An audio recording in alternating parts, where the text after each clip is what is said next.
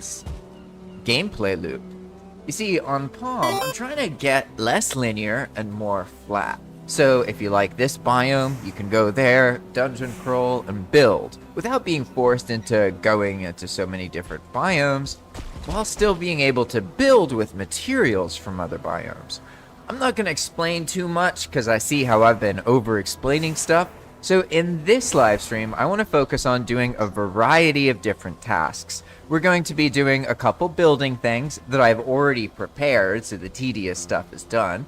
I'm going to be showing off how I'm integrating a conveyor into this build. And we also need to get more metal from the goblin camp nearby. So I'm going to be showing how I'm going back and forth and working on this gameplay loop. Alright? Before then, let's show off a couple little things I've worked on since the beginning. I realized that I shouldn't live stream every little detail that I do while I'm building. Instead, I should live stream, build, off stream, live stream, build, off stream, in like chunks, basically. That makes it more watchable, I would say. And it also gives me time to think about what to do, because when I'm narrating, I'm pretty much not thinking. So here we have the main center point, right? And I've set this all up. So this is going to be kind of the main castle element that we see from various different angles, right? Whether we're coming down here with the carve or whatever, or we're in the front area coming up, right? Because when you come up on the castle, it's like built into the side here, right? So we'll see these elements. And then there's this whole smelting area that I'll show you in a moment. But I was working on that main part, and then I was also thinking about the spacing for this thing down here. So we prepped this whole area so that it's actually kind of like a canal that the carve can go through. And then there's going to be a tower here that goes up, and basically a conveyor that moves stuff up to the top of that tower. And then a bridge crossing over, and then it'll go over to here. So instead of being like one giant castle, there's gonna be a lot of like little strategically placed walls and turrets to make it look more castle-like. And I also learned like this was a rough draft. That's really, really primitive and basic. It's too square. I'm not gonna do square stuff like that. We're gonna do stuff that is more circular like this. But then once it's patched up, it'll be decorated like that. So kind of Grouston trim top, Grouston trim elements with some Ashwood dividers there. I like how that looks, and I feel quite satisfied by it. So now let's move on to the smelting system that I installed off stream a moment ago. I will just come down here and wait a moment to get a rested buff. You are no dummy, but you're kind of acting like one. You used to crush it in school, outsmarting opponents on the field. Of course, now, look at that. Can you guess what administration this ad that's playing is from? Oh, you're not smart. You could be smarter. Oh, join the military. Ha ha ha ha. A tragic place, isn't it, that you can see ads to join the military while you're just chilling on YouTube? I kind of feel like that shouldn't be a thing, but hey. I guess the reality is, that's how it is. Anyway, sorry about that. I was just making sure that everything is all good. And now we have this area. I got rid of this huge invincible rock that was in the way. And this is where our smith lives. And that also gives a visual element outside. But let's look at what's happening here. Because basically, we have a smelting area. Stuff gets smelted, and then the metal falls down here. You see that? So right now it's just falling into some random place, and that's not ideal at all. But let me show you what happens. Pretty much, we raid goblin camps, and as we are raiding those said goblin camps, basically we accumulate metal in a cart, right? So then we come over here. Sorry, it's a little messy right now. With our cart, it'll be like some kind of platform right here. And this is in an area that's relatively easy to get to with a heavier cart, right? Whereas getting it up there is a little more challenging. I was able to get up to this rock before, and then I just took everything apart. So this will be the cart sort of receiving area, and then you go here, and all this stuff's in the way. Then you just turn on the conveyor, right? And then it takes all of the stuff, all of the ore, and it takes it up, and then starts loading up those smelters. And this, oh, sorry about that. Made these trenches. You'll see what those are for later. But this time, I was smart, because I know that the kilns and everything that makes stuff can get attrited. It can get destroyed, right? So I made this special area up here. And once something gets destroyed, right? All that I have to do is just rebuild it right in the same place. And normally you can't do that if there's a conveyor there, because the conveyor will stop you. But if you clip a little bit of grouston into it, then it does stop you. And this is kind of trippy. I've actually never seen the conveyors work so well.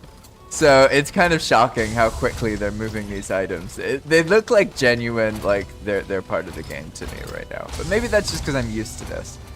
So once the smelter gets attrited, it'll explode, right? So I made this area. That way I can really easily just rebuild the smelters as I need to, as you see here.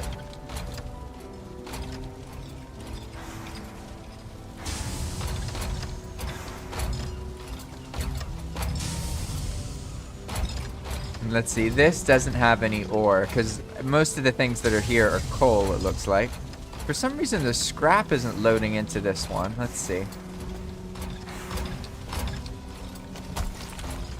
I haven't tested it a whole lot here, so there might be some, like, special way I'm supposed to place this. I'm not entirely sure. But I want to make it so that when it gets attrited, I can easily just adjust things, right? And so it looks like the conveyor is loading up the coal as it goes in, but for some reason not scraps. That's fine, I'll just load it manually for now. So basically this does its thing, and what's happening here is there's actually a loop.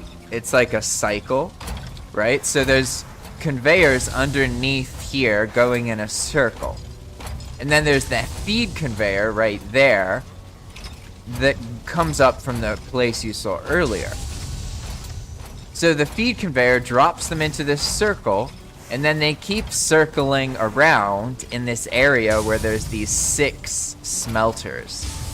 And if they encounter a smelter with space, they load into it, thanks to Dakar's voodoo magic. And then as they build things, right, what's gonna happen is it falls down here. And we're gonna make this all much more smooth, don't worry.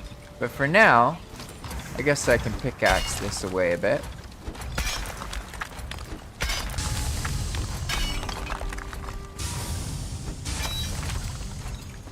There we go. You see we have silver, bronze, iron. These are all the bars falling from up there.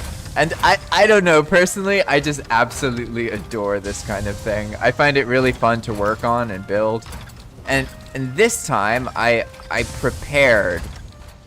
So, another thing I really like in castles and builds in general is having a lot of kind of, I don't know, not so much hidden passageways, but passageways that go this way or that way and take you from one place to another part of the build. I like it when there's like 2 or 3 different ways to go anywhere in the build. And so I've been establishing these trenches, and so then as we add these castle-like elements, pretty much these workbenches won't be here, and this will be the entrance, one of the entrances. Let's call it the service entrance. So you'll have a cart, drop off the ore, so it goes and gets up and starts getting smelted. And then there'll be this kind of hallway, right, that you can go through here. And this is like the entrance hallway, and then it goes up into the thing. And I want to make like a view of the stuff smelting and falling down as the player comes into this area, right? So I've just been clearing the terrain to make that possible. I think I'll have to clear this by like 1 more meter. That'll really help give that view look. So that's what these trenches are. And then this trench is another one. This is actually like an idea for the bridge here, because I also want to make it so that you can take a boat up and then like have the boat unload a cart full of metal, and then it goes up and then here, and I need to have a way to transport the metal. So I'm gonna make another conveyor system over there that's like a spiral tower that you put the metal in, and then it doesn't go too far, it just goes up vertically pretty much, and it ends up at the top of the tower. So then you can get like a huge quantity of really heavy metal up to the top of the tower, and then use a cart to cross this bridge that's flat over to this area, and then like load something up here somehow that then it gets conveyed up into this system. That's the idea. That's what we're going for. I don't know if that's how it's gonna play out, but I've been having a lot of fun with this base, so I'm excited. But for now, we can turn off the conveyors, and we don't need to worry too much about that, because I didn't even have that much ore to smelt, in all honesty. So now it's time to do a little bit of fighting. Time to do some goblin combat, let's say. I have a couple little things to do here. First, it's probably good to put some food back in the nonsense chest, because it's in a more convenient spot. It's no longer clipped into this silly pillar over here, so I can actually do something interesting with it. I do not need all of these hammers, and I just need some fighting nonsense, right? So that means I need some food. This works actually. Why don't I take half of that? I'm in fighting mode, right? So I'm gonna use all health food. I would never do that normally when I played before, but because of the bubble blocking system with melee and Path of Magic, it's actually quite beneficial to use all health food. The higher your armor and your health, the easier it is to survive a hit. And if you can survive 1 hit while you're blocking, then you can bubble and become immune. So if you have enough health and enough armor and you hold block, you're kind of invincible unless you take 2 hits really quickly. So I have some needle arrows, but I should actually use those, to be honest. I never use these because I'm like, they're not explosive, they're boring. But then I die from, you know, shooting a fire arrow or something, so that's not ideal either. In this case, I know. When we were preparing the... When we were preparing earlier, there were some arrows in a crate down there, but I guess I can make some poison arrows, maybe? Let's see what kind of arrows we can make. I'm gonna try and loot some of this metal here. Obviously, that whole area is a mess, needs to be dealt with, but hey, for now, I'm happy. The idea is to add a lot of, like, utility things to this base and practical things that are, like, useful, and then cover them with castle-themed elements. That's gonna be, so it's gonna look a little messy at first, but then as I add the castle elements, it'll look like a castle, and I'll hide the conveyors like in the ramparts and behind things and in like hidden passageways. So it'll seem like they just come out of nowhere and it won't really make sense, right? And all this floating stuff, that's not gonna happen. That's not gonna be there. It's just like that right now because I was doing the bare minimum to get it working the way I wanted, where I can make this kind of visual situation going on. So we were pretty much at that point, and most of this metal that we looted from before has been smelted. And I got a bunch of iron because you can trade iron. Well, sorry, you can trade black metal scraps and black metal bars to any diverger in Path of Magic and they'll give you half that amount of iron. So if you give 30 black metal scrap, you get 15 iron scrap. And that's how I was able to get all of these iron bars. And we're actually going to add another kind of trade like that pretty soon.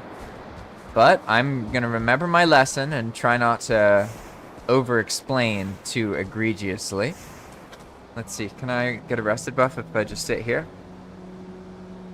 This is my life for now. I know I made 2 titles of streams saying I was going to make a kitchen and a bedding area, but then I ended up working on other things in it, and I need to label the streams with more appropriate messaging, right? And I see that doing any one thing is often necessarily not what I do. So I think I did a better job with it today, though, because I'm gonna show off multiple things and fight some goblins, get some loot, bring it back, smelt it, and then build and start filling out this castle area. Because I did the complicated spacing part already, and now I get to do the fun part, which is like filling in the insides, right? Alright, we're gonna ignore all common sense and rush outside in the middle of the night here. And the cart seems to have had a gravity problem. I think I'm just gonna accept that this cart is kaput, and we're gonna make a new one. Oh, hey, I don't like the sound of that. You wanna go? Oh, come on. You didn't even bring your stars to this fight. What are you doing? Oh, I see you had a friend. It's okay. Oh! The friend got me. I deserved that. I deserved that. And now he's a 2-star. Oh, I love goblins so much. I'll be more cautious next time.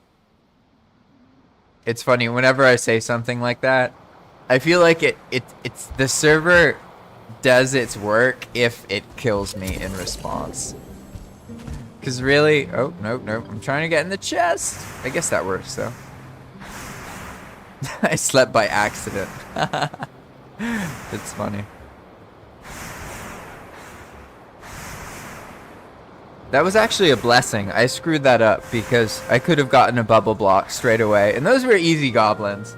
I was just being silly, and I thought that the goblins I saw were the only goblins that were there. That was not the case. Alright, there's one more piece of food, but it's at the body. Oh no, there's a nonsense chest right here that has it. Yeah. Go to the bottom. Boom. I kind of remember where things are now. What, is that goblin gone?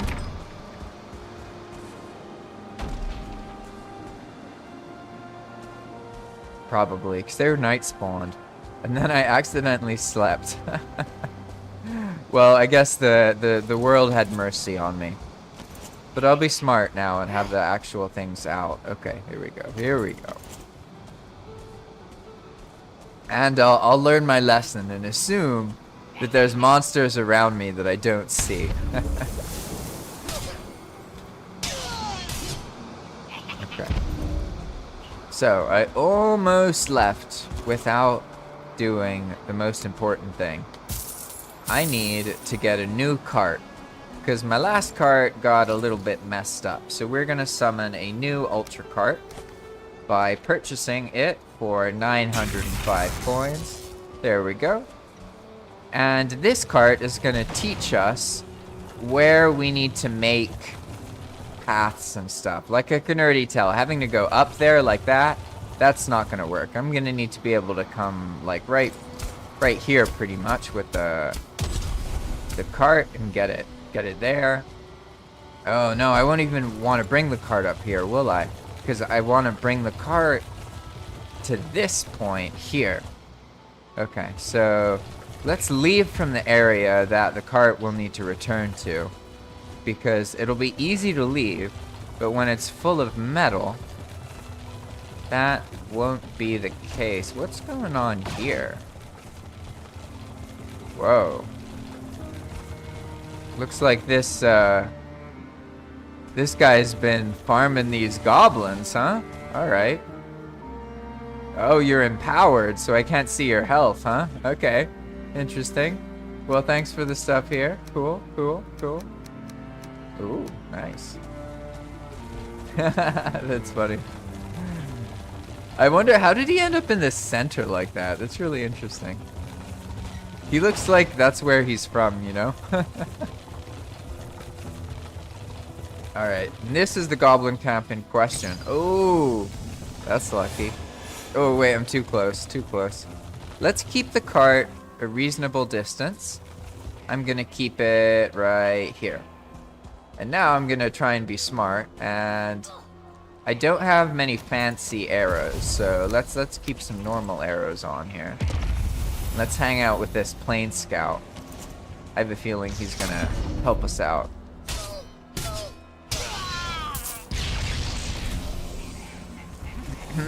Okay, but I gotta help him out too, because that shaman is gonna wreck him.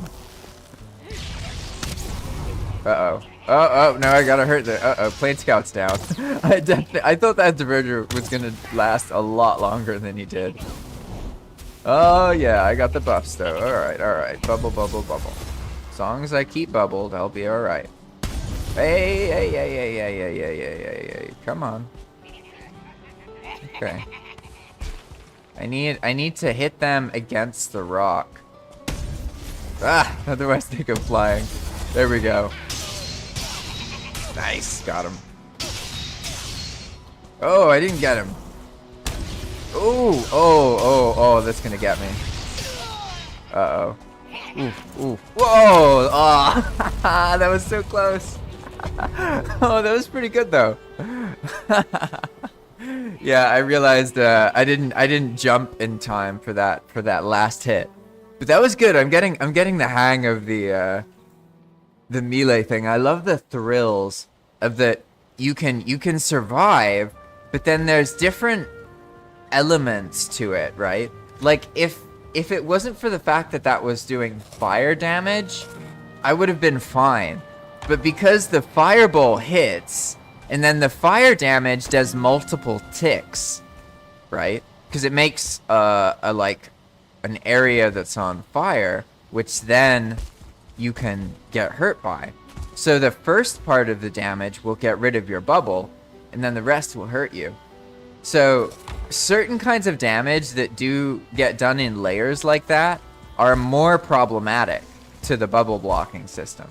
So you have to keep that in mind, and that's something I wasn't really aware of before, and I really like how it adds that element of depth there, because I should have known that because that goblin shaman was there shooting fireballs, my bubble block was not gonna be ready. Basically, I need to go into melee fighting mode where I fight the melee monsters, but before I do that, I need to clear the magic threats first.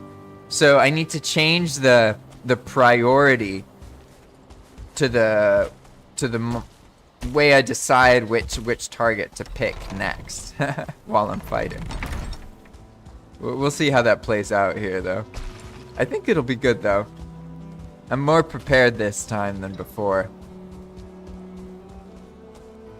And I think it's hilarious, too, how quickly that diverger just got absolutely ganked. Oh, Odin didn't save me. It's okay. Alright, Mr. Deathsquito. Oof. I don't like doing that with the sword. Somehow, I'm more comfortable with the dagger, even though the sword has a bigger hitbox. So it should be easier to do it with the sword. Hey, alright. Well, we got some stuff already here. Let's see. Let's put this away.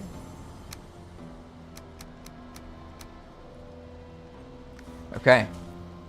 Now we can prepare a little bit better. So I'm gonna like chill out over here and try and pull smaller groups of goblin over here at once. And we're gonna use the explosive arrows. Let's try and go for... I think there's a strong goblin right there. So let's try and get him. Oh, I used a needle arrow. Oh, I unequipped the explosive arrows. I see. Ah, yeah, he's tough. Okay, okay. I won't survive a hit from him. So, with that in mind, I'm gonna unequip this shield.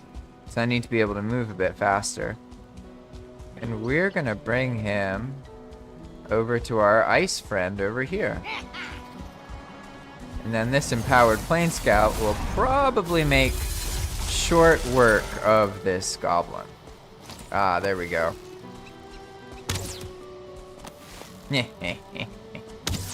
That Frost Nova saved me. I don't know what happened to the... He vanished. That's really funny. I guess the empowered mobs... Oh, no, you're back. Hello, hello. Where did you go?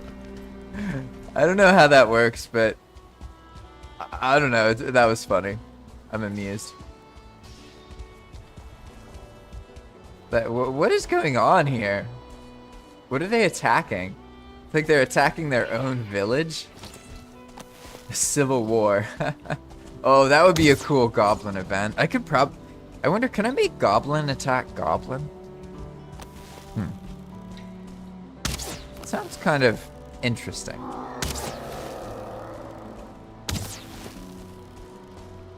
Ooh. Yeah, so my idea now is separate the... Oh, that works. Oh, dang! This does a lot of damage. Ooh, what did we get? A swamp builder's box. Dang. Those things are loaded. Holy moly. Okay, cool. Awesome. Builder's boxes stay on the ground, so you don't have to worry about them disappearing. It's only the empowered chests that disappear. So for now, I'm gonna actually just roll this box down the hill so I don't forget about it. That's actually one of the good ones. There's like, I don't know, like 16 different builder's boxes. And most of them are more simple. It's like a box of wood, a box of arrows, a box of tar, a box of crystal, etc., etc. Whereas some of them are biome boxes. And the biome boxes have loads of stuff in them. This physics is kind of weird.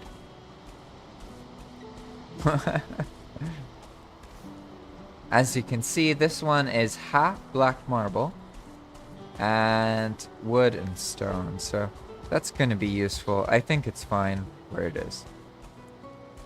Let's actually move this a little bit because I tend to use the rock to fight the goblin. Maybe it's better if the cart is a little bit further away. Alright.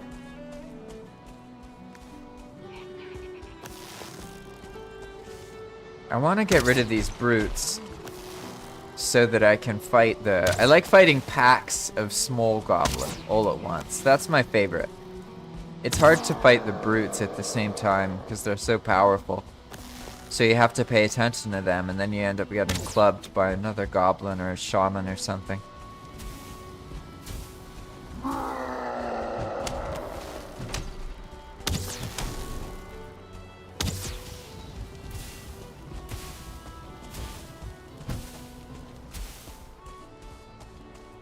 What are they fighting?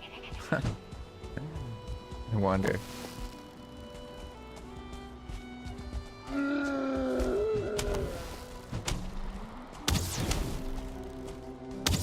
I learned my lesson last time. I've died a lot just from being too close to the fire arrow. And then the explosion gets you. And it's a strong explosion. Does a lot of fire damage. Yep, just like that. But okay. I don't need to worry as much because it's raining. I'm lucky.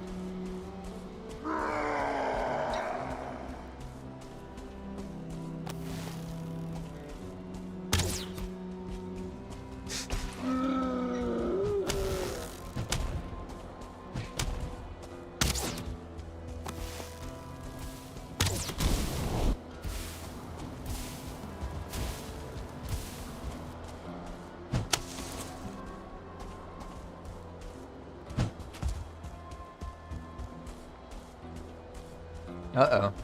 And now the rain's ending. The one time in Valheim I didn't want that to happen.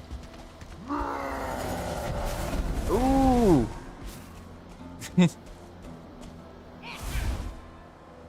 Brutal. This guy is so strong. I like how I have to like whittle away their health and he shoots them like twice and they die.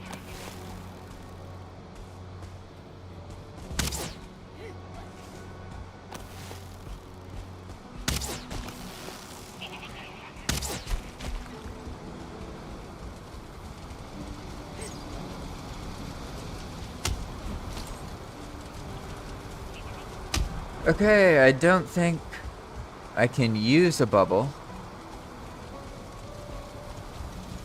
I might be able to get it from the 1-star fueling. Maybe. But this 2-star guy is going to mess me up. Oh, he's going to take care of it. Okay. I see. Yeah. Ooh. Oh, he's too strong. Alright, let's look for a 1-star or a no-star.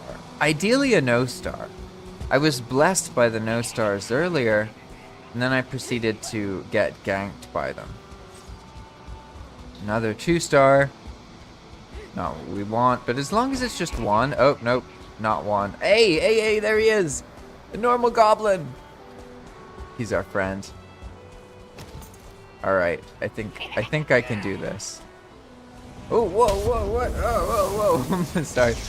The cat just crawled up my leg and it freaked me out.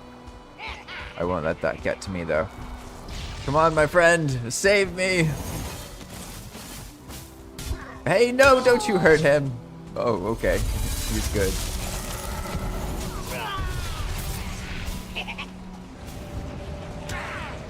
Where's that other guy? Oh, he's dead already. This guy's efficient. Jeez. He owns this arena.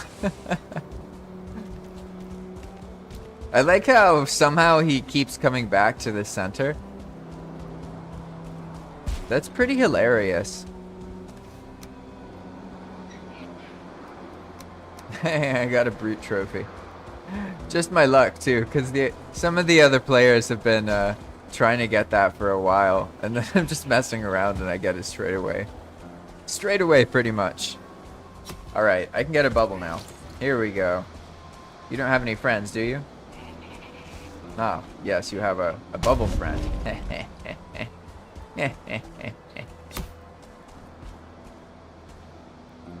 Oh, I missed. Uh-oh. Oh no, I missed my bubble. Bubble.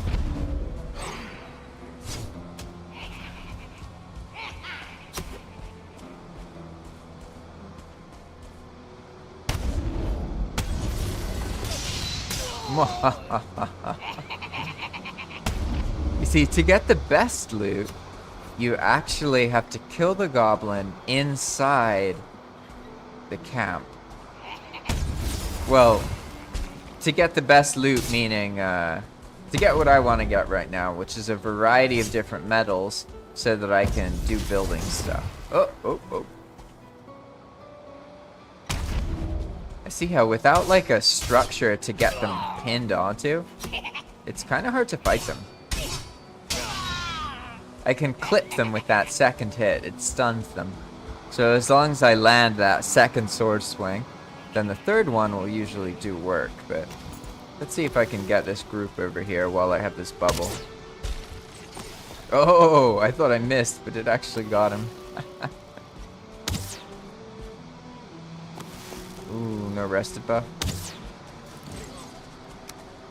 It's no good. No good. I'll get one after this group of goblins teaches me that I should have gotten it before fighting them. Woo. I'm gonna go for the skewer. Oh.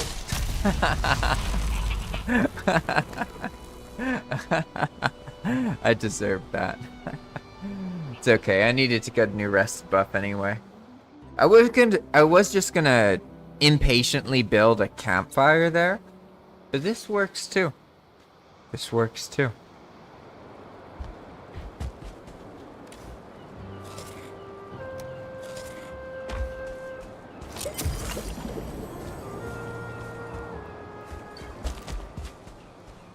And I'm just gonna clear this camp once and then bring whatever resources I get from the cart, and I'm gonna use that to kind of play test how things feel regarding the placement in the castle, where the gate is, where the conveyors are, etc. I can't get a rested buff up here, but it's got such a nice view. I feel like the view should give you a buff, you know what I mean? The game should just know that you're looking at something beautiful. I don't know how, but it should just know that. And then you get a rested buff. That'd be cool. You just have to sit in the beautiful view, you know what I mean?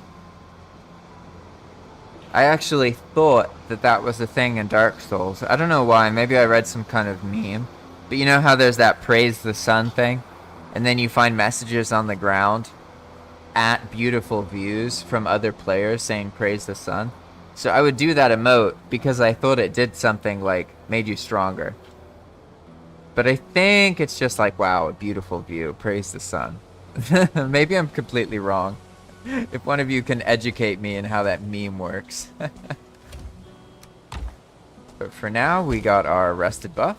And we got some food. Obviously, I need a better way to get out of this castle area, right? Because I kind of gated up that spot. So I've been awkwardly jumping over things. And that clearly is not very practical, is it? But I often find the practical use of something by encountering the impracticality of it.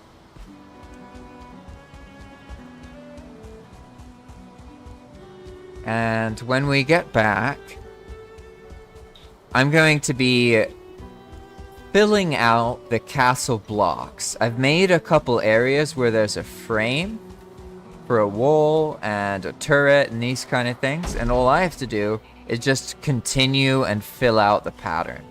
And for me, that is my favorite part. I find that part more enjoyable.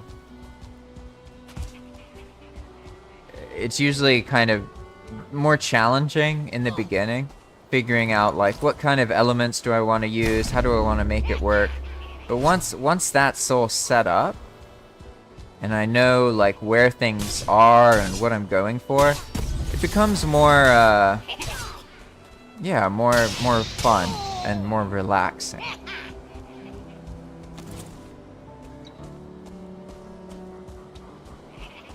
So many brutes. This is a big camp. Okay, I'm gonna try and kill them a little bit. Can I survive a 1-star goblin attack? I don't know. I can survive a 1-star spear throw, though. Yeah, there we go. Brutal. Ah, okay. I learned my lesson last time. Magic has entered the fight. So I need to patiently remove the magic threat. Ah, I missed.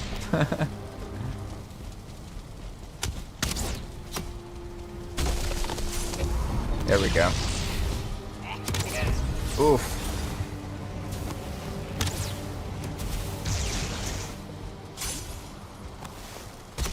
Oh. He's gonna teleport. Ha, there we go. Did I get him? No. Uh-oh. Ooh, that was close. He was just about to cast that fireball. Holy crap. Okay. I did it right this time. Got rid of the magic, and now I need a bubble shield from the spear. There we go. Nice.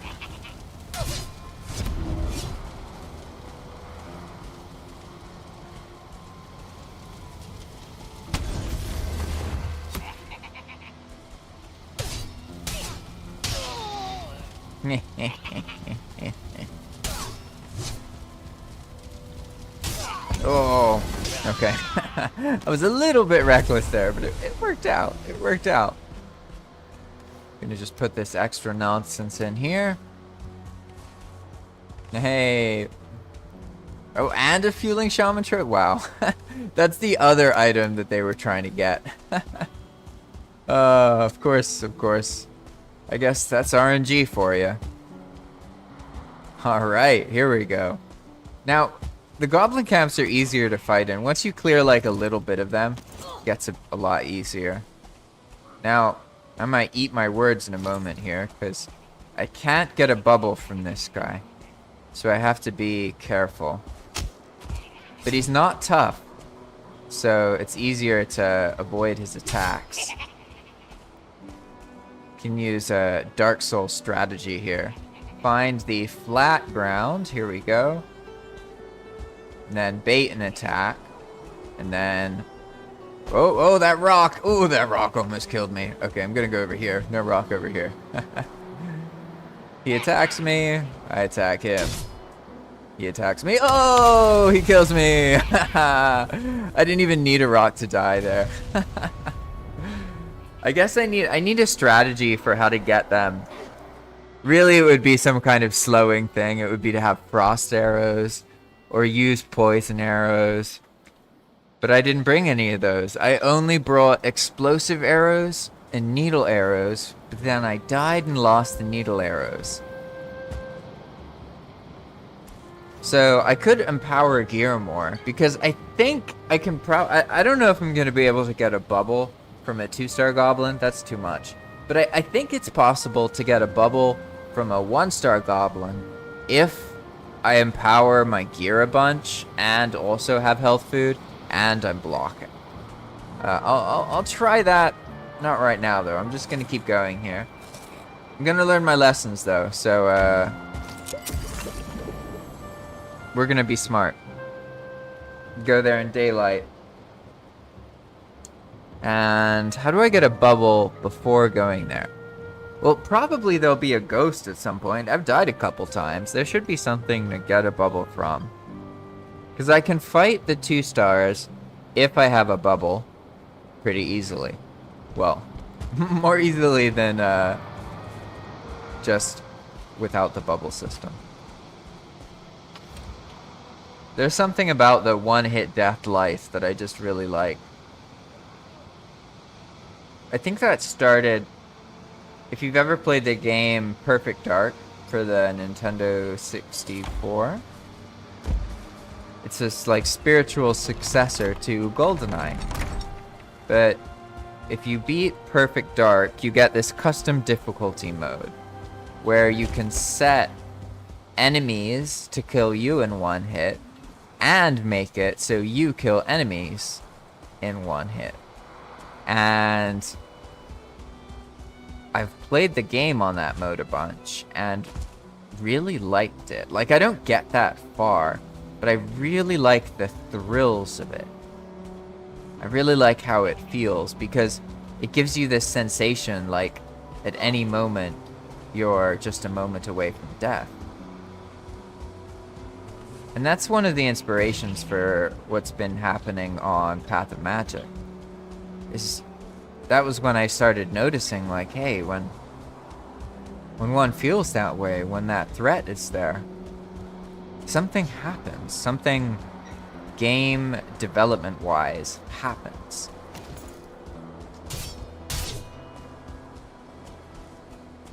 For example, when I first noticed it, it was actually when I was trying to beat Perfect Dark on a, I think I was on the harder difficulty setting, but not the custom one.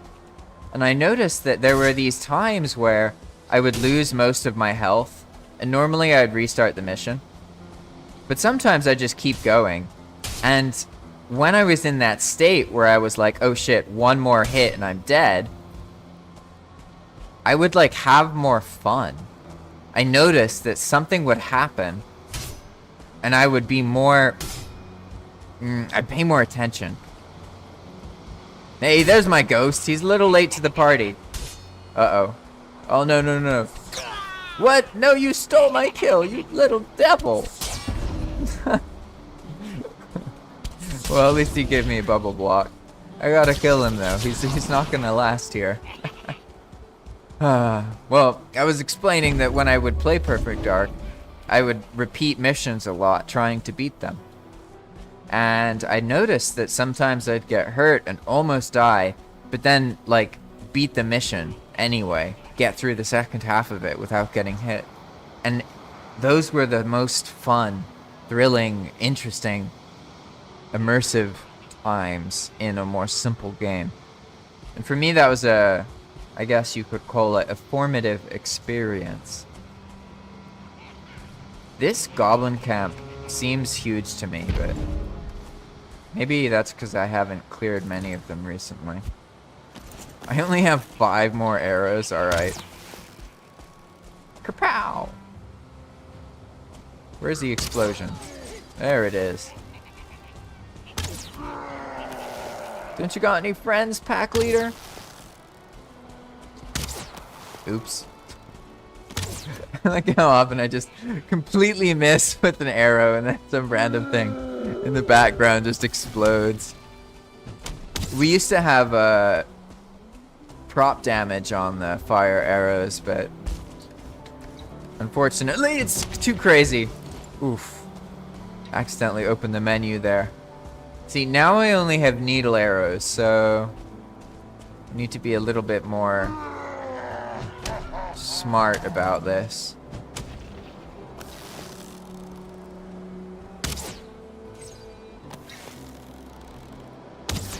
Well, I guess that works. He's not a very smart pack leader. What makes them run away? Do they only run away when they're burning?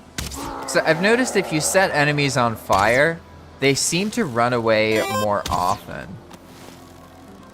But why do people use these bots and then like not even time them properly? Like people can't type multiple messages that fast, you know what I mean? I guess that's just how it is though. That's the life, you know? Alright. I have no stamina. There we go. Okay, so maybe he runs. He runs when he's on low health and can't get to you. I swear there's also more running when they're on fire, but maybe that's just in my head. Oh, yeah, and then our Diverger buddy's gonna finish him off. Okay. Oh, and it's misty. It's probably fine. Alright. Now I'll try and actually fight in the camp. Hopefully there's enough unstarred monsters that I can do that. You really only need like 1 unstarred monster in the pack, and then that's enough to get a bubble.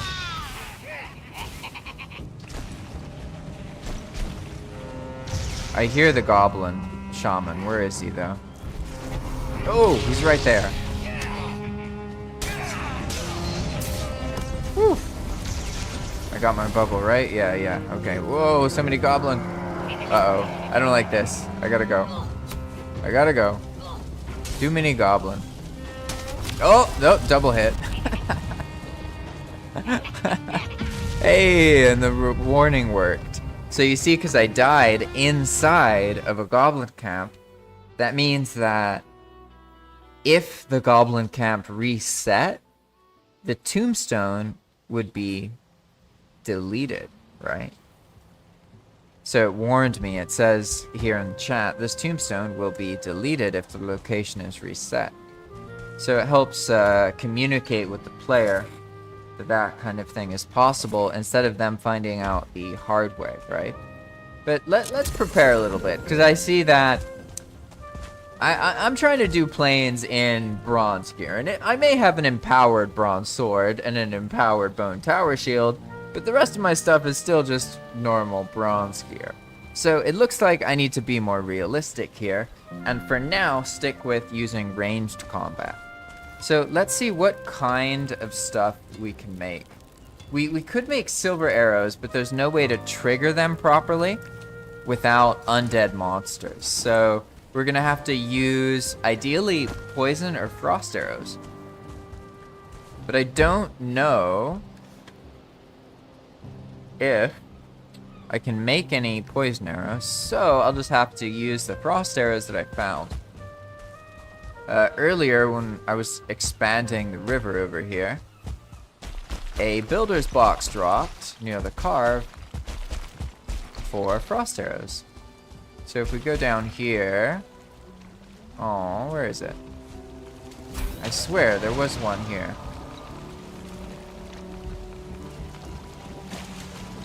Oh, did they disappear? I thought they stayed, but maybe they do disappear. That's tragic. Absolutely tragic. Alright, where's this Death Skeeto? I hear him! There he is. Oh, I got lucky. He was gonna kill me. There was a box of frost arrows over here, but maybe I was wrong about the builder's boxes. I guess they can disappear. Hey, yeah, yeah, yeah, yeah, yeah, yeah, yeah, yeah, yeah, yeah, yeah, yeah, yeah, yeah. Okay.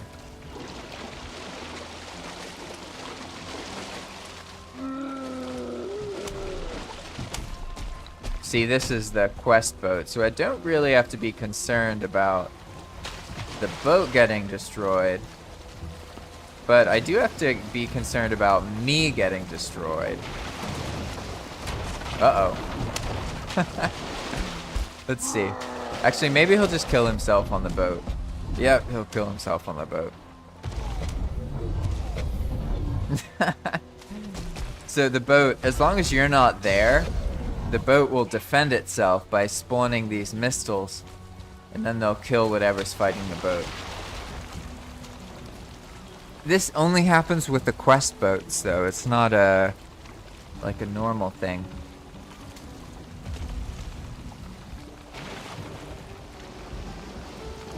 Ah, that works. Okay.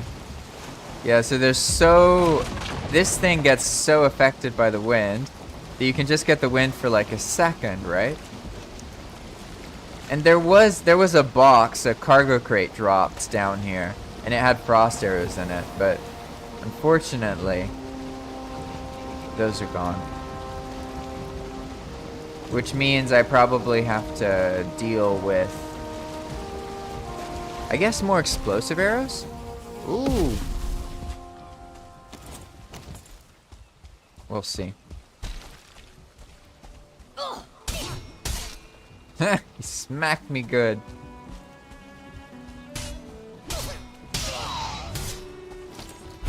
I only have 2 health food, that's right, okay.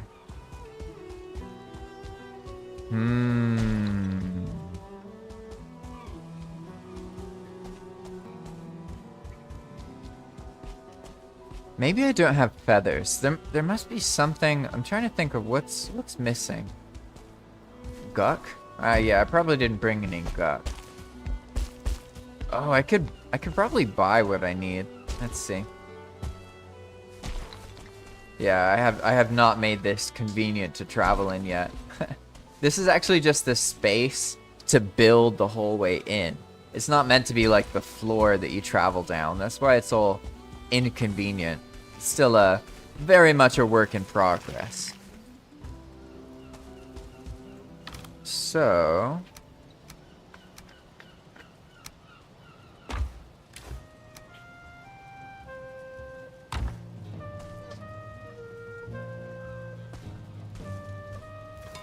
alright, let's see. We have feathers. Ah, I know why we can't make arrows. It's because I forged things and attritted away the the workbench upgrades. I see, okay. So we have to make new ones. And which can we go with? We'll just go with the classics here. That one's still there, so we just need the adds. Gonna move the stone cutter. Nice, okay, now we can make arrows again, but we can't make frost arrows because we don't have freeze glands, and can't make fire arrows because we don't have resin, and poison arrows, mostly because we don't have obsidian.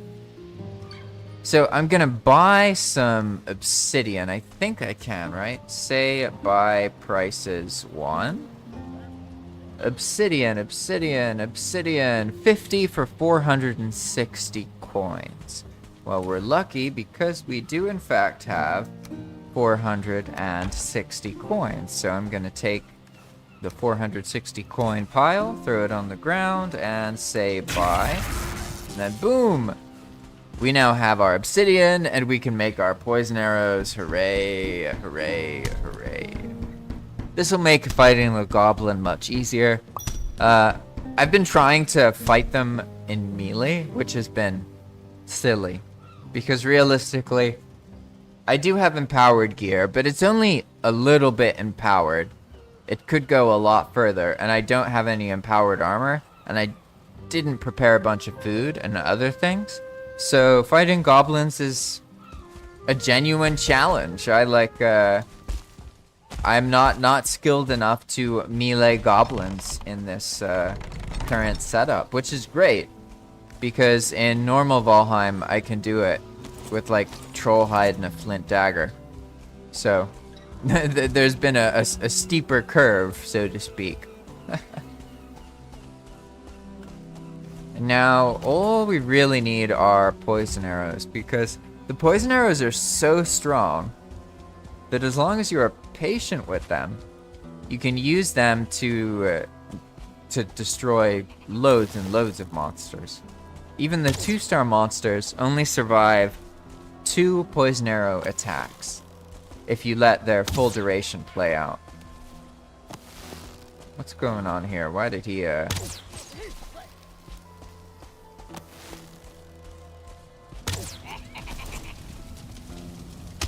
Yeah, so now I can just go around, wait for his poison to run out.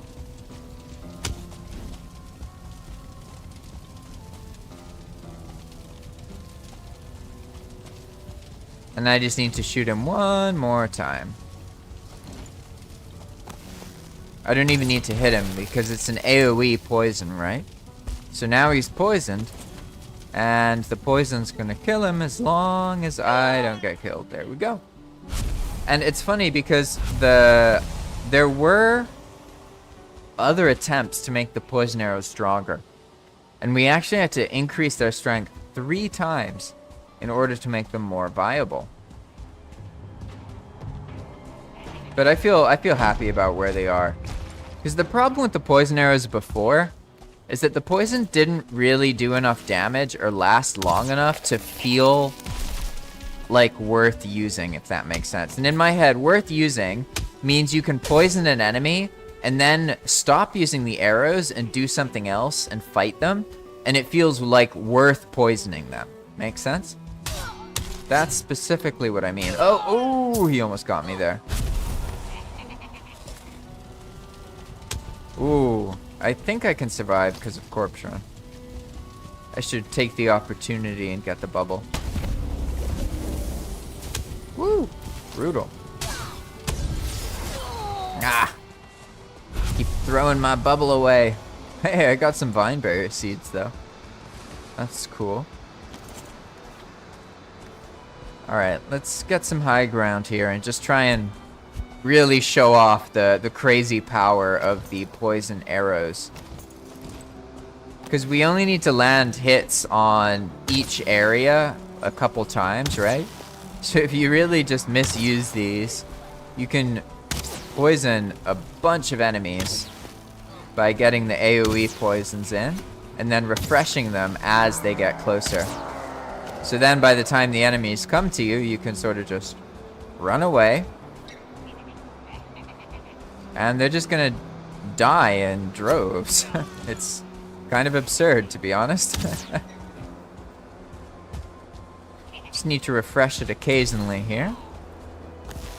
And honestly, I like the whole tower shield giving this movement speed buff is really interesting because normally I would never want to have a bow and a tower shield.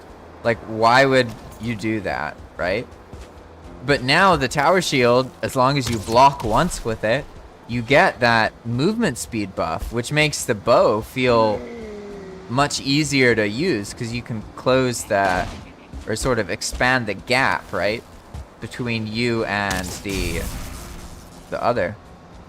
What was that about? Did the cart just defend itself? Interesting. I don't know what caused that to happen, to be honest. That was intense. There is actually a way for carts to defend themselves. If you put a thunderstone in the cart, then when an enemy attacks it, it'll electrocute the enemy. That's like one of these little hidden mechanics that people, they're not like super important, so I don't really spend much effort communicating them with people. But you see, this is the kind of thing that makes me be like, the poison arrows, they're so powerful. But I guess it's okay.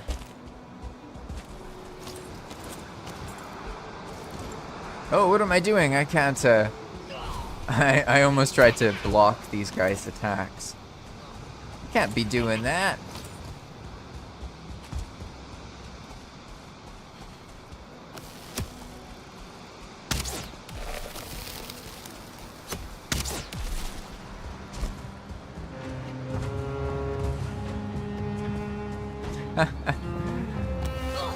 Oh gosh. Hey, there's a bunch more. Okay. Okay, I see. Let's see. We got a 1-star, a 2-star, a 1-star. Yeah, I think I know what's wrong with the poison. I've been committed to this AoE arrow thing, but the poison does too much damage, really, to be an AoE. So I can probably keep the poison at as much damage as it does, but then reduce the AoE, because it's like one poison arrow well placed can off like 5 goblin. And that's kind of too far. Like, I don't want to just be able to run around and just do this and shoot the ground and it be one of the best weapons in the game. So I'll convert it so it'll still do a lot of damage. So they're still really useful as single target damage, but then not as the like main damager, right? Hey, a Goblin Avenger, okay. This is part of the mechanic. So as you kill enemies in the Goblin camps, you get a chance for a Goblin Avenger to spawn, which is basically just a normal enemy that has hunt mode, so it knows where you are, and it'll come towards you. Whoa! Jeez. Oh, I aggroed a tar? That's not good. Don't fight me, fight the elder, fight the elder. Oof, that was brutal. And so this is how the camps, you have to be careful, because the camps are like dungeons in the sense that different things can spawn in the camp, and sometimes while you're fighting, so you're never really safe. Whoa, where did that guy come from? Exactly. Yeah, like I thought I cleared the whole camp, but as you see, the more of the camp I fight, these other enemies keep coming into it. So I don't actually get the camp clear trigger because it's kind of trickling in a new one. So just because you kill what looks like the last goblin at that moment, it doesn't mean that it's going to trigger the camp clearing, because it could be that there's more goblins queued up to spawn. If that makes any sense at all. But now that I have this poison arrow strategy, yeah, it should be a lot easier. I just need to make sure I get my rested buff. I did. Let's see, is it daytime? Let's make it daytime.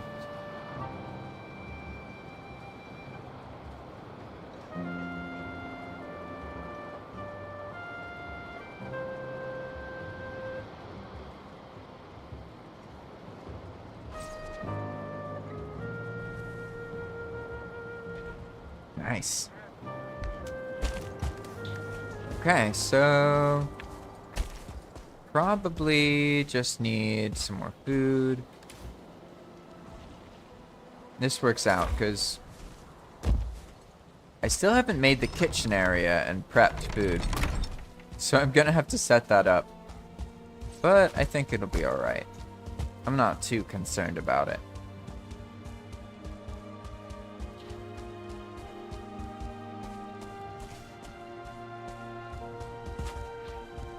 And this will be interesting because we'll learn exactly what needs to be done based on the loot we get from these guys, right? And you can see these Avengers, they have an altered behavior. They know where you are. Uh-oh.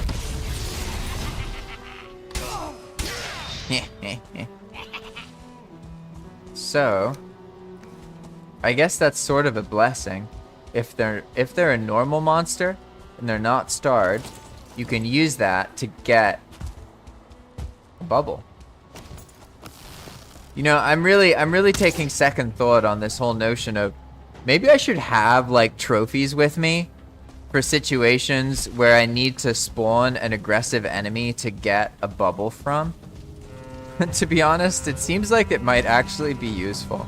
Because I often die because I can't find a weaker enemy.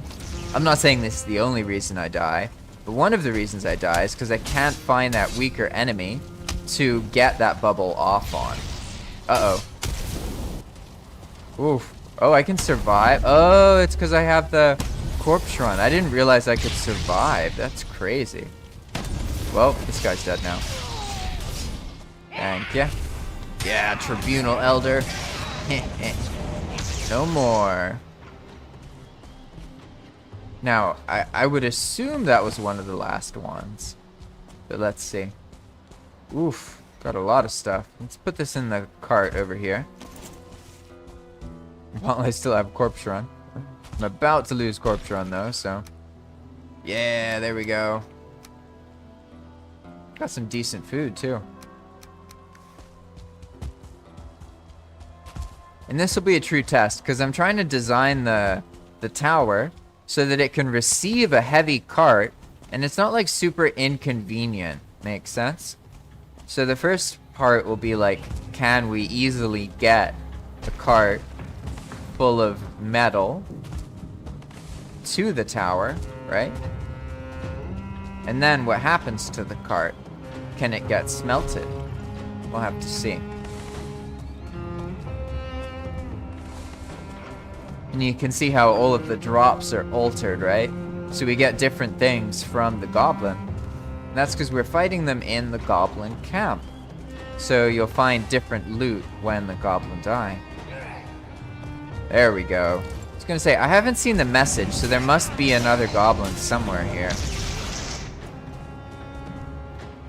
Because I should get a message saying that the camp was cleared. But it could be that this camp is just too big that it actually overlaps into that camp right there, which is a little bit smaller. So why don't I actually try something out here? Let's try and get both of these. I don't know what's up with all these locks then.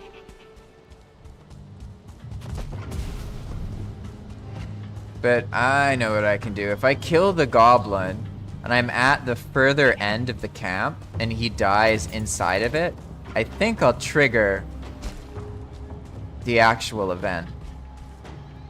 Because you should get a message when the last monster in that area dies. Something should show up in chat. But that hasn't happened, so we'll see.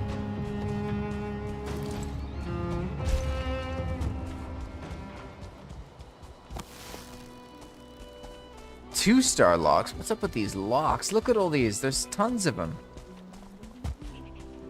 Curious. Huh.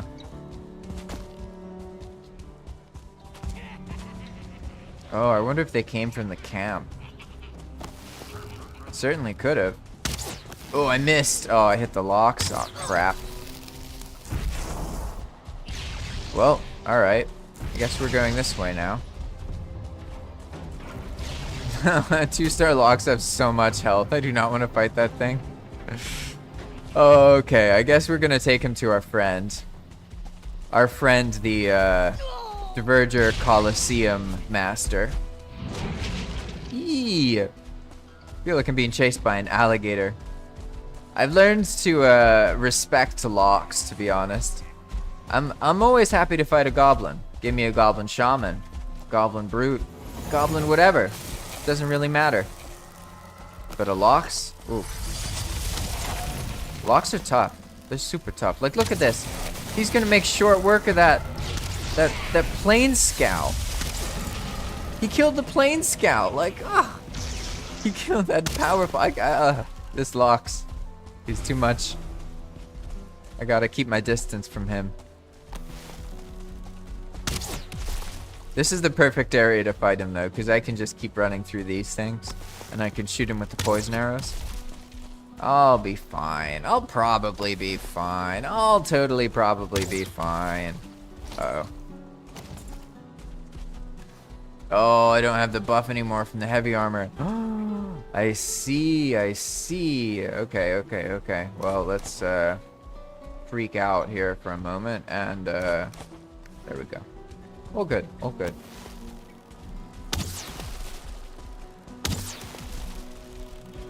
Yeah, there we go. All right, Mr. Loxon, we gotcha. Nah, no luck with the drops. What's that bunny doing? Uh-oh. Oof. He was right. Got a lot of drops, though. Let's see. Alright, I gotta remember that I don't have this anymore. Yeah. I guess that's okay. For now, I guess I don't really need to trigger the camp thing. It probably would be smarter for me to actually loot all these chests first. Let's see. I don't really need the grinding stones. I think I already have some barley. I guess I'll take it anyway, though. I actually might not have brought it. And I will need to be able to make some food stuff, and at some point we're gonna go on a motor adventure from this base. But I want to get it, like, set up before we start going on adventures. But I'll try and make some more, like, kind of story-themed content, so it's like, instead of, like, building something long and drawn out that I've been working on for a while, some kind of adventure where we go off with a clear goal of some kind. We'll see, though. Oh, not very much black metal in these chests here. Lots of barley, though. And I guess I should take these. I'm used to not taking these because I don't care about them, but now I can sell them and trade them for things, so I guess I'll take them. Sometimes it's hard for me to settle back into the consciousness of a normal player. Like flax? What's this? Could actually use it to make an army of Diverger. There's uses. I haven't learned all the uses, though. Alright. That looks solid for now. Let's see.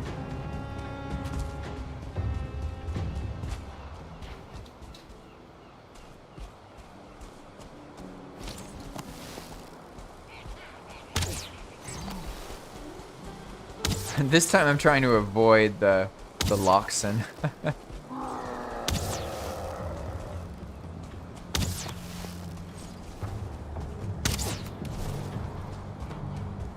So I'm still tripping out a little bit about why it didn't give that message, because it should give a message when the last goblin or goblin shaman or goblin brute dies in a certain area. And if I didn't see the message, well, I guess that means that these two camps are so close to each other. They're pretty much considered one camp. which I guess is okay. Although it does seem a bit weird if it doesn't trigger. Because you are clearing one of the camps, right?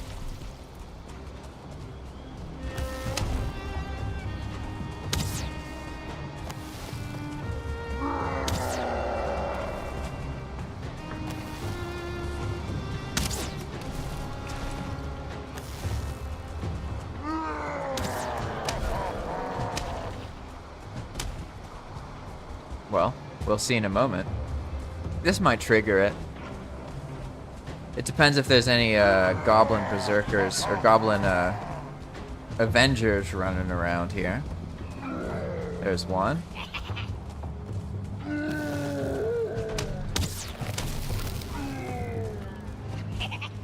No. I like how when they don't drop the loot, I feel like I got robbed. It's funny.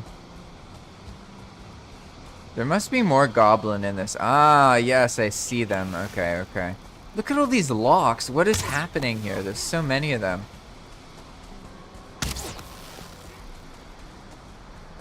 Okay. I think because I poisoned just the goblin, I'll only aggro them. But maybe I'm being optimistic.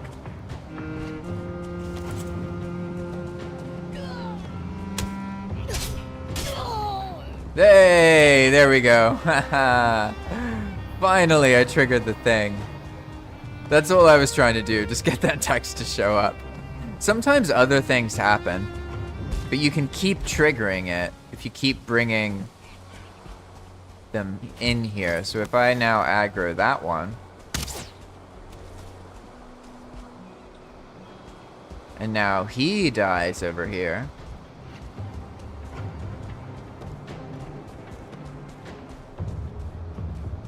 Wait, where is he? Did I lose him? Seems to have stopped chasing me.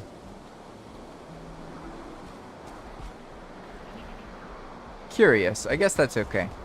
I don't know what's up with all those locks in though. I'm terrified of that, so I'm not gonna worry about it. Hey, there we go. Ah, yeah. See, now there's these goblin avengers, right? How did that one looked like he wasn't aggroed to me, which is kind of weird. Oh! I didn't realize I was that close. Hey, the Avengers avenged me. That's pretty solid though. Well, okay, I think I understand what's going on. So I lowered the radius of the camp thing. But with certain camps that are close to each other like that, it's not gonna matter. The same thing's gonna happen. Where you clear the goblins, but it's still seeing that there's goblins nearby in that other camp, right? So I guess that's okay. That can just be how it is for now. There we go. Now we get to see pretty much, I can just clear that up with some poison arrows. And then we can see if this base is equipped to receive. I tried to set up the bare bones of it, so we should just be able to pull the cart up to there. And as long as we can do that, then it'll be alright. And we have our cart over here. Not in a crazy place, it's not too far away. Oof. You got a good memory, Mr. Tough Goblin.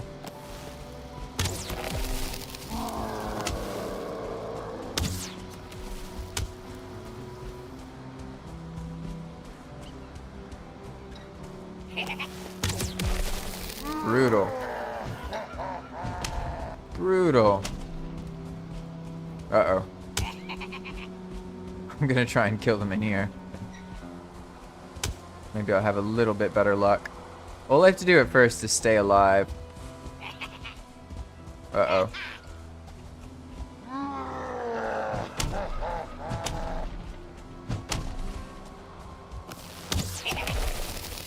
Sorry, I'm shutting up so I don't die here. I should probably shut up more often when I'm fighting. Not like all the time, but I often like emphasize talking above combat. And I should probably take breaks from emphasizing talking and focus on staying alive. Hey, there we go.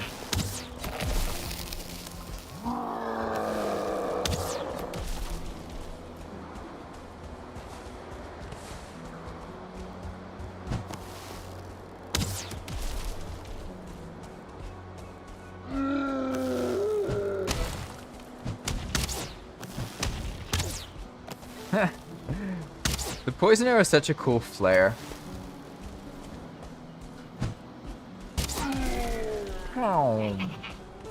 That was cool. Oh, alright. Let's see. Any loot lying around here? I think we got all of it while we were fighting. Ah, there we go. Some feathers. Hey, I guess I need feathers. Beggars can't be choosers, eh? Alright, that stuff's all good. Let's go down here. Let's see, we're at 2,000 pounds, huh? It's a lot. Alright, now I think I've cleared enough of this goblin camp. I tried some of the mechanics. I didn't get any events to happen, but that's okay. The event rate might be too low, but I'm not sure, to be honest, because usually for playtesting, the event rate, it's better if it's too high, things are too common, because then you can test them more easily. But then for actual gameplay and longevity, it's better if things feel like they're a little bit too rare. Uh-oh. Another Avenger, huh? I like how they just show up. They're like, we know what you did. You killed a berserker.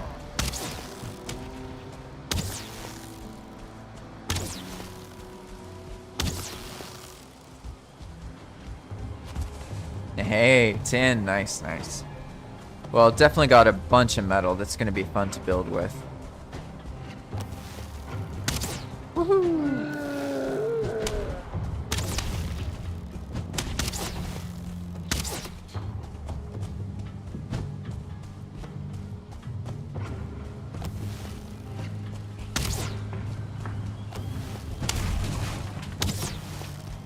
Uh-oh. I didn't even see him.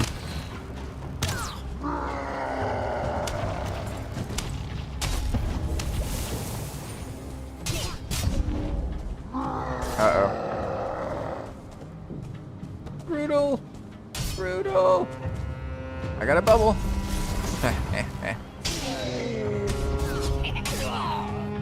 Another trophy? Dang, I'm getting really lucky. That's funny. Alright, cool. I think we did it. That's it, right? I didn't die somewhere else. I got all my gear. We got most of the loot, right? I guess I should grab this tar. Why not? Definitely need tar. A very convenient place for a tar pit, too. Look at this. Right next to this ravine. It almost self-drained itself. Nice. Alright, that's fine. I don't need a whole lot. I'm just trying to grab, like, I'm gonna be building, so I want to make sure I have whatever can be used to build the stuff that I'm gonna be working on. But I don't need to, like, liquidate the entire camp, to be honest. It's just not necessary. Here we go. Okay. So now we can see if we can actually get everything back. Let's clear this guy. Whew. Just in time. Alright, now the cart should be... Where is it? Ah, there it is. Awesome. And we're going to take this. And probably it's quite heavy by now. Yeah, 3,000 pounds. I think there's just a tiny bit more stuff over here. Really, you don't want to go too much past 3,000 pounds because it just becomes really unwieldy to move the cart around. And even at 3,000 pounds, it's like it might be you might not be able to take it up a staircase, for example. So just something to keep in mind. And especially here, because it's 3,000 pounds, 3,400. But then I have this builder's box here, right? Which is another 2,000 pounds, right? So for now, I'm just going to leave that builder's box. And I'm going to see how this feels. Because if I can't take this up a little bit of a steep incline, then I'm not going to be able to make it. But it looks like it's fine, to be honest. Basically, if you can even move it a little bit on these steeper inclines, then you're probably good. In this case, I'm gonna get the builder's box afterwards. If I put both this full cart and that builder's box into the same place, then the cart will become truly, truly unwieldy. And you can see how even just a slight incline can really give it a struggle, right? But this is the main test here, is to make sure that the base can receive things practically. So we get to this point, right? And now it's downhill from here. So we should be able to just get to this staging area. And then we can load all of this really, really heavy stuff up onto the conveyor right here. So for now, I'm just going to put the cart down. And let's get rid of these, because they're kind of in the way, in all honesty. And there's actually a conveyor foreman right here. So we can take this opportunity to convert all of the black metal, because I can't actually process black metal yet because I haven't done motor. So all that I can do with it is turn it into iron, right? And in order to turn it into iron, I take it to a diverger and then trade it, and they'll give me half the amount of iron for the black metal. So in that case, I got 30 black metal, or sorry, I gave them 60 black metal and I got 30 iron, right? Let's see, we only have, all right. I gotta be traditional here. Oof. Ah, yeah, they got me.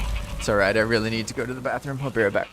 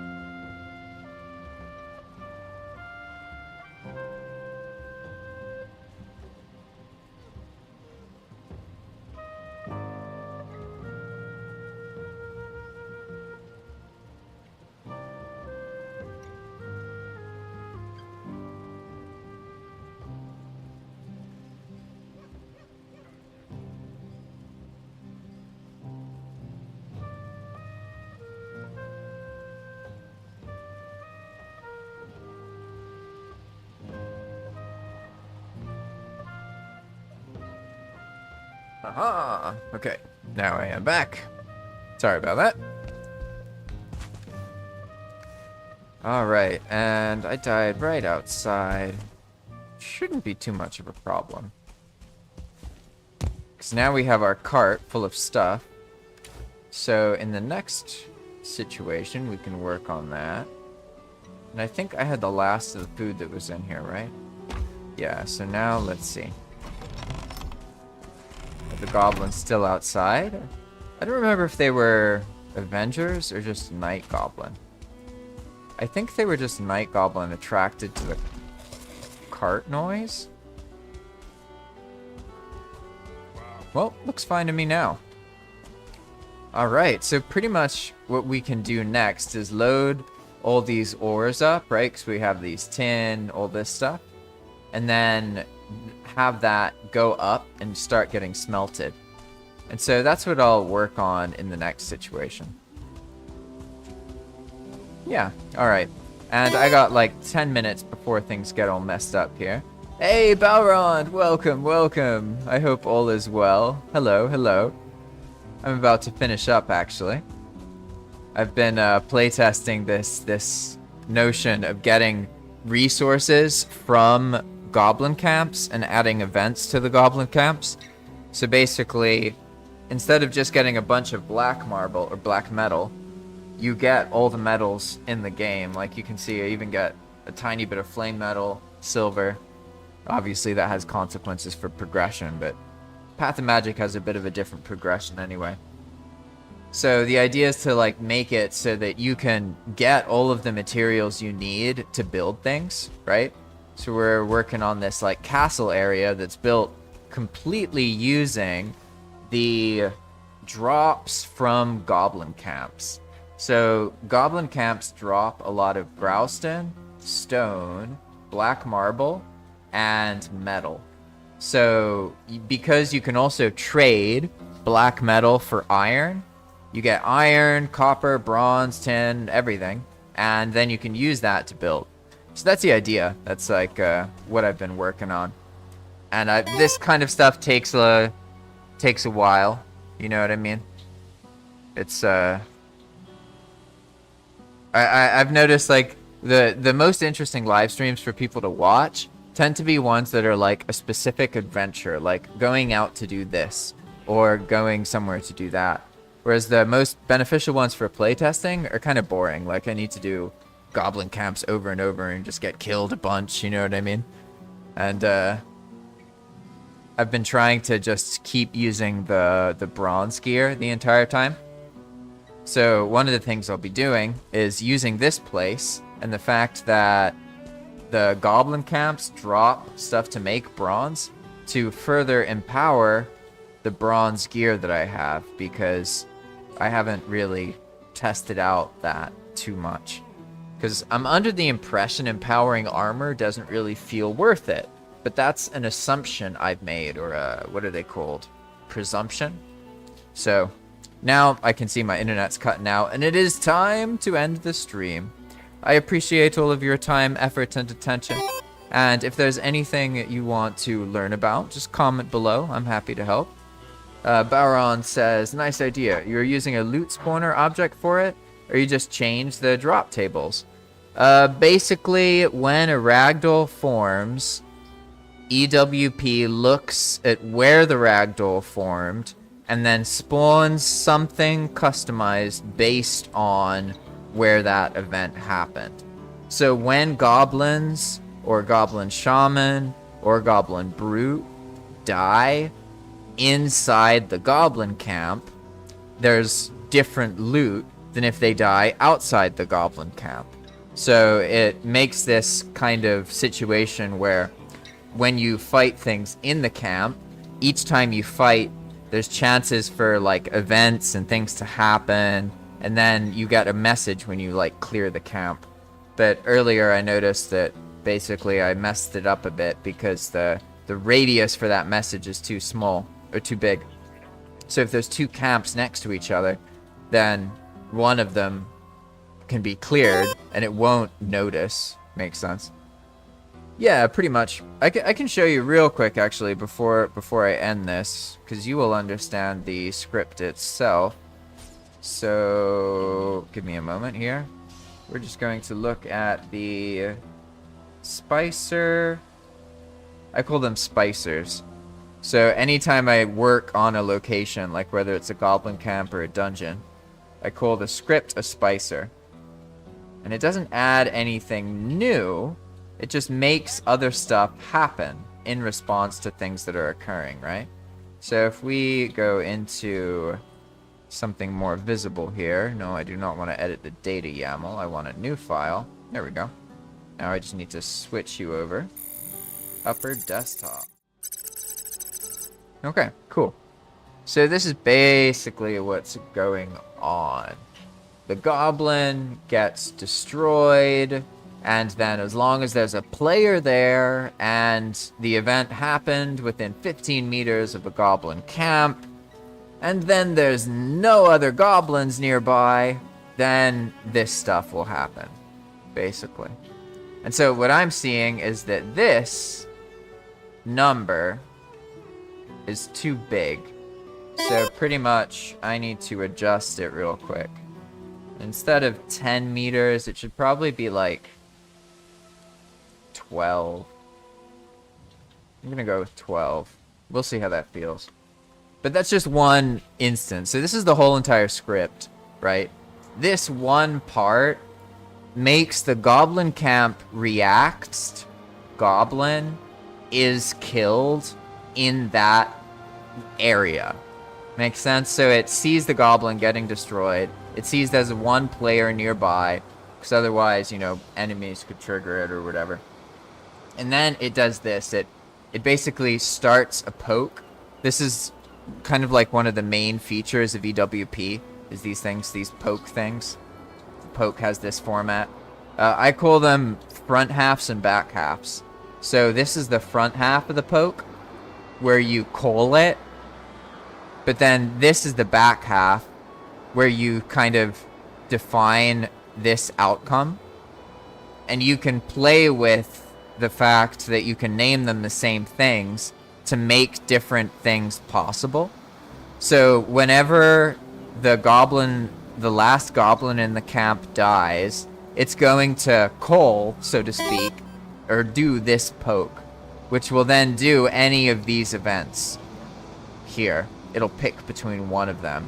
So here, for example, it surrounds the camp with Goblin Shaman by looking at the player and then just spawning a bunch of monsters 20 meters away from the player, and then they end up going to the ground automatically. And then they're on hunt mode, so they go and hunt the player. It's like a sort of like a custom event. But then you can also do actual events, right? Where like this one, for example, is a goblin army event. So sometimes, 2% of the time pretty much, when you clear a goblin camp, it'll trigger a goblin army event on the player. And then a little bit more frequently, it'll trigger a stronger one. I don't know why. Yeah, I see I did this backwards. It's supposed to be 2, 4. I made the harder one more common for some reason, which is a mistake. And then Balron says, okay, but does it spawn the location of the dead goblin not at some center of camp? Does it spawn the location of the dead goblin? So that depends on how you... That completely depends on how you set everything up. So, in this case, for example, that's a ghost that showed up right there because I died right here, right? So, if you set it to 0, 0, 0, or the default, it's going to spawn exactly where you are. Whereas, you can offset it, if that makes sense. It's all like custom stuff, pretty much. And then Balron says, it does sound like it uses the encounter code that was in the alpha Valheim version. Basically, you cleared the area, slain all the monsters, and a table near spawns a reward. You know, I saw that for the first time in that video by Spazzy recently, and he showed that. I had no idea about that. And basically, we've recreated that, but EWP doesn't... how do I explain it? This is something that trips out people who are like proper programmers, so to speak. But basically, you use the server reacting to things the player does, and you can make almost anything happen. But you're not so much using the vanilla mechanisms, right? So like when you spawn something with EWP, it spawns. It doesn't give a shit if there's too many enemies in the area, or if there's an object there or something. It spawns it anyway, if that makes sense. So when you do things with EWP scripts, it's a little, you like brute your way in sometimes, if that makes any sense.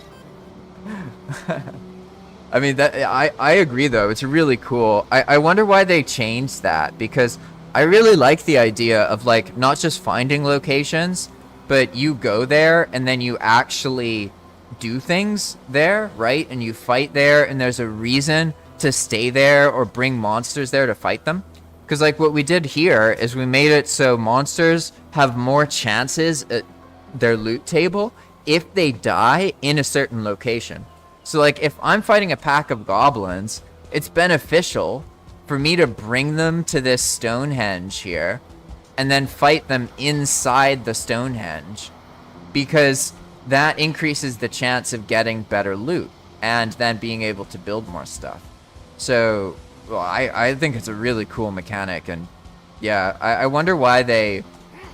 I mean, they completely got rid of it, right? There's nothing in the game anymore that does that, is there? Because, I mean, even little things, like there's that unused... Oh, wrecked. There's that unused location in the game, right? That's like... It's like a spiraling parkour ruin, and then you hop from each one up to the top, and then you get a chest, right? And even stuff like that, they seem to not have ended up using. So I'd love to learn, like, why...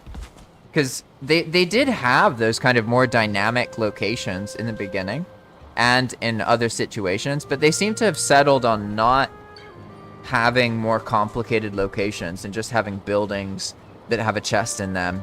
And maybe sometimes that chest is hidden. You know, and like in the village, for example, there's some pretty well hidden chests in the village in that big building underneath the things. But I'm not sure. But yeah, to get back to the script thing, it's pure coincidence that this is something that is in the game. It's not reusing the same thing. It's using EWP scripting to remake the same mechanic, but it's purely with EWP things. Like this, for example, like each one of these is a different EWP feature, right? We have spawns, which allow you to spawn any prefab in the game to addition relative to the triggering prefab, to any rotation with any custom data with a delay, and that's spawns, and that's just one format of it. There's a whole other way to spawn, and you can be more specific, and you can add value groups, which are like custom variables that, you know, pull from lists, so all of that kind of thing. So spawn is one part of EWP. Then there's command, which is literally any command in Upgrade World, in Vanilla Valheim, in whatever mods you have installed that give you another command. You use an EWP script to trigger that command. Then you have things like filters, like banned objects and objects. And so that means that these events are only going to happen if a player is within 12 meters. And here, this can't happen if there is one goblin brute, or goblin shaman within 12 meters.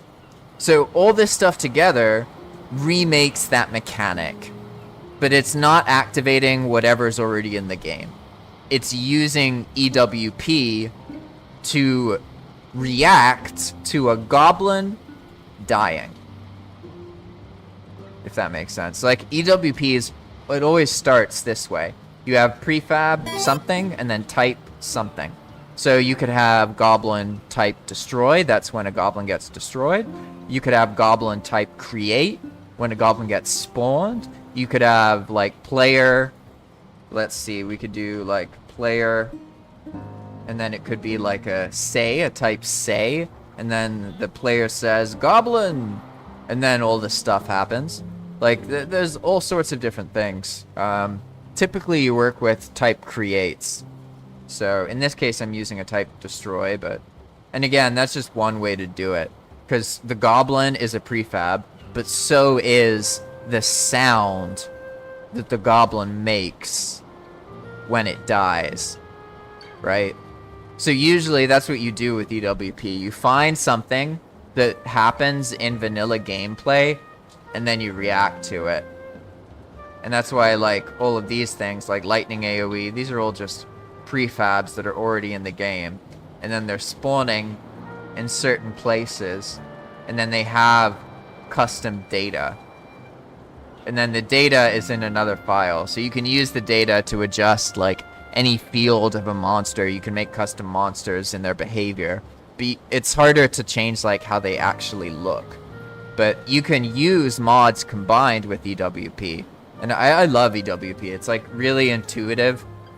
It's like makes it really quick to produce and test things and see how they feel. And that's why I've been so obsessed with it. I've been like just doing it over and over and over again for like 9 months at this point. So like here, for example, I'm testing this notion that there should be a lot of different outcomes that can happen, a lot of different things that can happen as the players are doing dungeons, because the dungeon itself gets a bit too repetitive because its progression and the incentives to go into the dungeon are linear. So what I'm doing is I'm tying all dungeons and all goblin camps and forts to building materials, because I believe that there's this long-term loop that happens when players get building materials and build something, get building materials and build something. And I think that if I can convert something into what I want, it's going to be based on making this loop more accessible, this loop of getting resources, building, getting resources, building. And that's the notion of the path. That's why it's a long path, is because that way people can find a spot they like along the path and then build on it. Oh man, if you think this one is a lot of scripts, this is just the Goblin Spicer. But then we have, one second. Let's see. I guess it's probably fine if I show this. I'm not going to worry too much about it. Then we have here's the FTP thing. And here we have actual Palm. So Palm in its entirety is everything in this folder, this expand world folder. And these are all the Palm scripts. There's loads and loads and loads of them at this point, to be honest. It's funny too. I've been trying to organize them better, but I see that like it's sometimes it's hard to know why things are there. And this is why when I say that like programmers kind of struggle a little bit, it's like stuff like this. Okay, an idle spicer. What is an idle spicer? Let's look at it and see what it does. What does it do? Okay, it makes it so when the hair makes the idle sound effect, it spawns a seeker on a delay. So this might be confusing for people, but basically, I try and make it so that a lot of different things happen than what people are used to, so that they can't fully get used to it, if that makes sense. Because I like it when people are caught off guard enough that they get used to getting caught off guard, and they learn to anticipate that something different will happen than what they expect. And then it's just a matter of the server actually meeting that expectation. That's kind of the attitude I have. And then so Bauron says, I think we should catch up on some voice chat soon and do some brainstorming, because I sense we could get a lot of cool ideas rolling. Absolutely, Bauron. I'm down to. And also, if you ever want to just chat and post a video, like, I'm down for that as well. I have 4 Valheim videos to edit and publish. My mother was visiting for a week, so I'll go through our conversation and also another adventure map server that someone else made. There's a lot of cool stuff, and it'll be cool to show it off. And that's it for now, everybody. I'm going to head out and get on with my day. I hope that you all have a lovely time, and I will see you in the next episode. If you want to support my work, then consider supporting me on Patreon, or if you want to get your own dedicated Valheim server to do EWP scripting with, then you could get one from Zap Hosting using my link, JP Valheim. And there's a lot of different tutorials I've made showing you how to use EWP, how to set it up, and the different kinds of things that you can do with it. If you're interested in that, I strongly encourage you to join the Valheim World Editing Discord. This is Yair's Discord group. He's made Infinity Hammer, Upgrade World, these kind of mods and many, many more. And it is a fantastic place to learn about EWP. In fact, it is the place to learn about EWP. Everything I've learned, this whole server, is constructed by things I've learned from that Discord channel. So I encourage you to check it out if you are interested in EWP in any way whatsoever. And alternatively, you can also just like this video and watch other Valheim videos. The more Valheim content you watch, the more YouTube's going to be like, hey, you like Valheim, I'm going to show you some Valheim. Thanks for watching, everybody, and I'll see you in the next video.